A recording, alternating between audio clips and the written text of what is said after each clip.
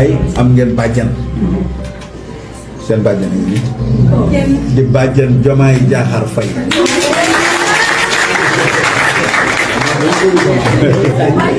donc seen bàjjan yi de te bu yàlla doyee ba Diomaye toog tuuti rek ba mu gën a dëgër ndax mu ngi soog a toog 7 mois bariwul sénégalais la ñu yàkkamti waaw kii Diomaye bi ñu ko falee sax toog na ba tabaski si ngoon ci la ko moom si la soog a gis ci la ñëw tabaski seen kër donc pour te dire que adduna bi dafa président dafa metti charge président dafa metti ndax doo moom sa bopp état moo lay moom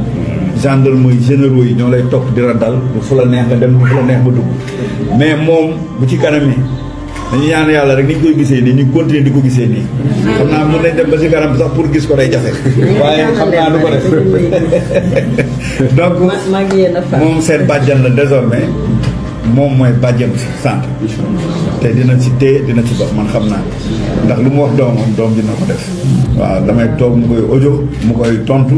mu koy wax defal lii mu koy def donc kon kooku lii muy def nii dafa bëgg a xam jafe-jafe askan moo tax mu ànd ak man mais bu ko neexoon toog këram am de bu ko neexoon toog këram mu ngi sant yàlla mais dafa bëgg a xam jafe-jafe dimbali doomam donc man ñun aussi démarche OMAT ONG bi mooy appuyer les programmes et politiques publiques de l'État du Sénégal. On l'a fait avec Abdoulaye Wade, on l'a fait avec Macky Sall, on le fera avec Diomaye Diakhar Faye. loolu amul deux poids deux mesures amul fenn donc ñun suñu dynamique rek la ñuy demee donc maa ngi sant ñëpp di gërëm ñëpp. waaw après président day jël photo ci buntu école. ci suuf ah.